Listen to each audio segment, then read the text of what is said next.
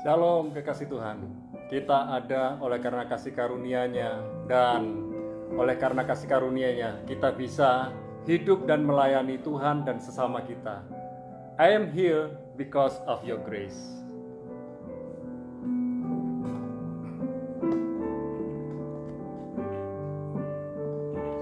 I am here because of your grace.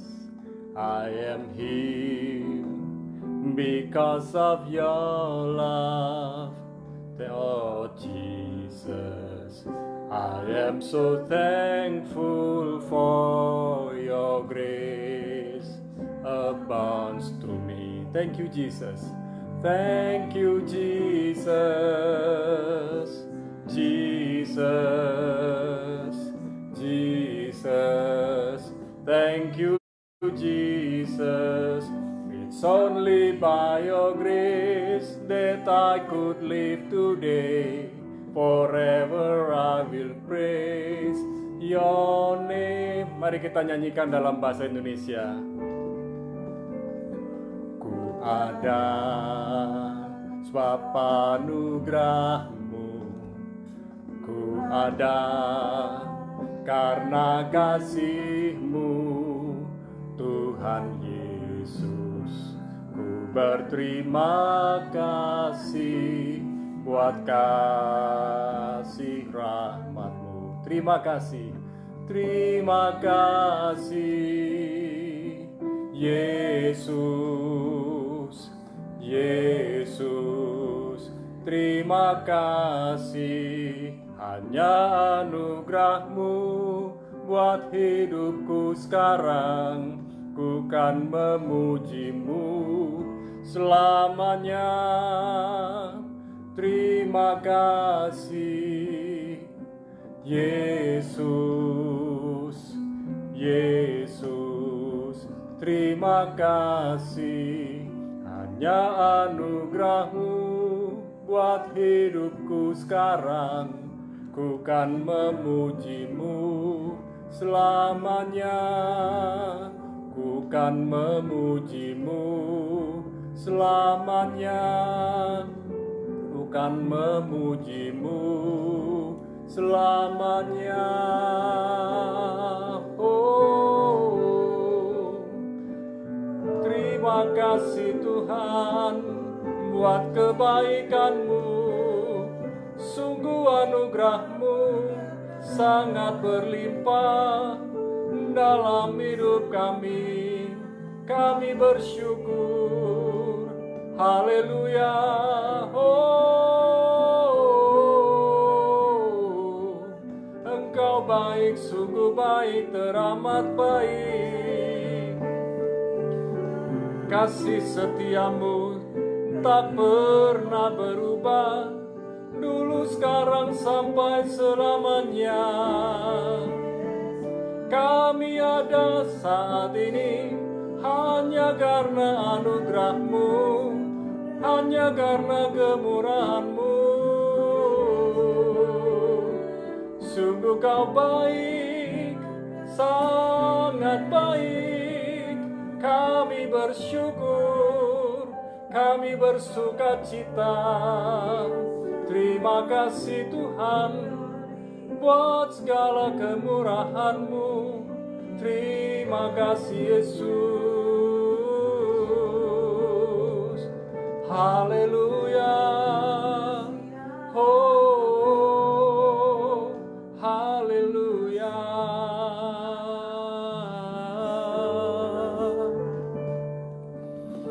Bersabda buat kami siap untuk dengar firman-Mu, karena firman-Mu adalah pelita buat kaki kami dan terang buat jalan kami. Berfirman dan kami siap menjadi pendengar dan pelaku firman-Mu. Biar Roh Kudus mengurapi kami semua, sehingga kehidupan kami penuh dengan kata-kata hikmat dari Tuhan. Terima kasih Bapa, dalam nama Yesus kami berdoa. Amin. Nah, kekasih Tuhan, saat ini saya akan sharing tentang karunia roh, yaitu kata-kata hikmat. Dalam beberapa hari mendatang saya akan sharing tentang karunia roh. Karunia roh ini untuk pribadi, Jadi masing-masing pribadi, masing-masing orang akan diberi oleh Tuhan seturut maunya Tuhan. Ya, siapa yang mau diberi itu seturut maunya Tuhan. Tapi Tuhan juga mau kalau kita diberi, kita mau menggunakannya. Bukan untuk kepentingan diri sendiri, tapi untuk kepentingan bersama. 1 Korintus 12 ayat yang ke-8, ya, bagian yang A, tapi boleh sampai selesai kita baca. 1, 2, 3. Sebab kepada yang seorang Roh memberikan karunia untuk berkata-kata dengan hikmat, dan kepada yang lain Roh yang sama memberikan karunia berkata-kata dengan pengetahuan. Nah, kita mau bahas yang berkata-kata dengan hikmat. Roh Kudus itu memberikan karunia yang berbeda antara satu dengan yang lain. Jadi setiap orang itu unik, istimewa, khusus. Dan saya selalu berkata, you are special. Anda ini benar-benar spesial. Karunia rohani diberikan Roh Kudus kepada orang percaya untuk tujuan kepentingan bersama, bukan untuk kepentingan pribadi. Sekalipun diberikan kepada masing-masing pribadi, namun bukan untuk kepentingan pribadi, bukan untuk memperkaya diri, bukan untuk membuat diri kita tenar, tetapi membuat orang-orang yang ada di komunitas kita dibangun, dikuatkan, ya, dan berkembang, maju bersama. Jadi, seseorang yang memiliki karunia rohani sebenarnya tidak berarti ya lebih daripada orang lain. Orang yang punya karunia rohani tidak berarti ia lebih rohani daripada orang lain. Jadi itu gift, karunia, hadiah dari Tuhan. Bukan karena usaha kita. Tuhan berikan karunia, kalau kita mau pakai untuk kemuliaannya, nama Tuhan makin dimuliakan. Kalau nama Tuhan makin dimuliakan, kita pun ikut mulia. Nah, yang pertama, dua hal yang saya sampaikan. Yang pertama, kata-kata hikmat, ya, diambil dari 1 Korintus 12 ayat yang ke-8. Hikmat dalam bahasa Yunani-nya Sophia. Dalam bahasa Inggrisnya wisdom. Orang yang bijak, wise. Ya, jadi ada satu lagu lama, ada satu puisi berkata, wise man says, only fools rush in. Orang bijak berkata, hanya orang yang terburu-buru itulah orang yang bodoh. Nah, kata hikmat Sophia artinya kebijaksanaan. Juga dapat diartikan sebagai pengertian, dapat diartikan sebagai kecerdasan. Dan kalau itu hikmat Allah, berarti kebijaksanaan dari Allah, pengertian yang datang dari Allah, kecerdasan yang datang dari Allah. Ada orang memang DNA-nya karena orang tuanya cerdas, anaknya cerdas. Tapi kalau cerdas bersama dengan Allah, cerdas yang datang dari Allah, itu beda, itu khusus, itu istimewa.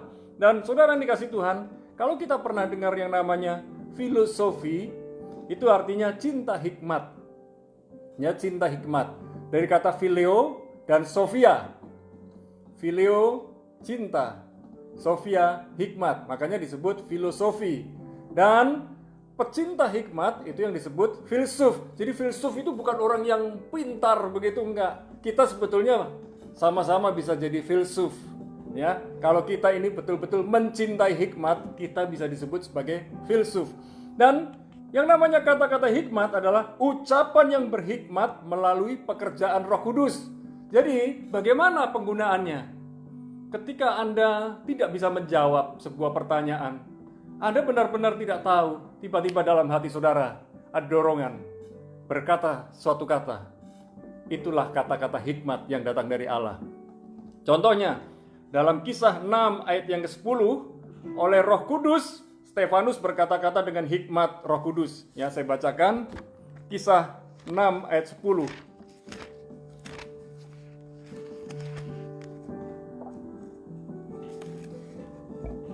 Tetapi mereka tidak sanggup melawan hikmatnya, dan roh yang mendorong dia berbicara. Jadi ketika Stefanus dituduh, ternyata Stefanus dapat menjawab. Tetapi jawaban dari Stefanus itu adalah pimpinan dari Roh Kudus. Jadi yang namanya kata-kata hikmat, itu kata-kata yang bukan dari diri kita, bukan dari pikiran kita, tetapi dari Roh Kudus yang diberikan kepada kita tiba-tiba, mak jegagi ujuk-ujuk, tiba-tiba kita dapat ide, kita dapat inspirasi. Itu namanya hikmat Allah. Dan kita selalu butuh hikmat Allah di tengah-tengah situasi kondisi yang tidak menentu, di tengah-tengah proses himpitan yang terjadi dalam kehidupan kita. Kita butuh hikmat Allah, dan kata-kata hikmat yang keluar dari mulut kita, itulah yang dari Roh Kudus. Ya, itu yang pertama. Berbicara tentang hikmat Allah sekarang. Kalau kata-kata hikmat itu inspirasi Roh Kudus dalam kehidupan kita. Kita nggak tahu apa-apa, tiba-tiba Roh Kudus berkata. Itulah yang namanya kata-kata hikmat. Nah, kedua, yang namanya hikmat Allah. Dalam Yakobus 1 ayat 5-6. Yakobus 1 ayat 5 dan 6. Dikatakan demikian, tetapi apabila di antara kamu ada yang kekurangan hikmat, hendaklah ia memintakan kepada Allah yang memberikan kepada semua orang dengan murah hati dan dengan tidak membangkit-bangkit, maka hal itu akan diberikan kepadanya.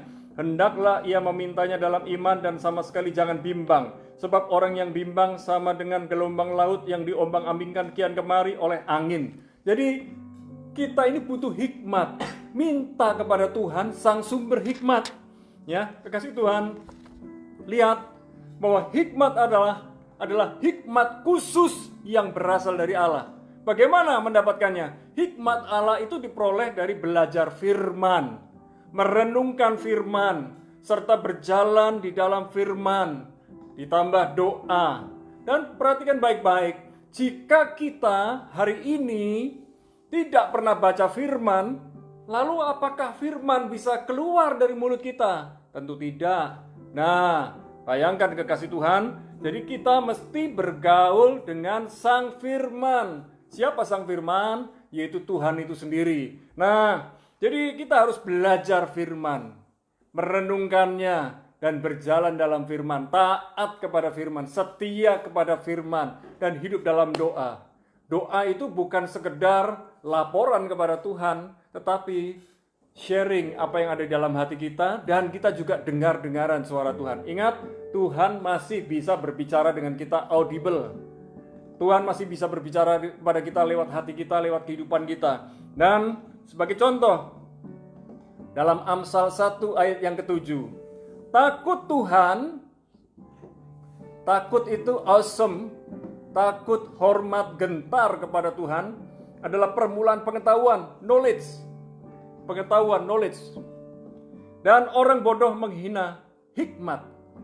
Hikmat dalam bahasa Ibrani, hokmah, artinya wisdom. Ya, dari kata hokmah, hikmah, hikmat.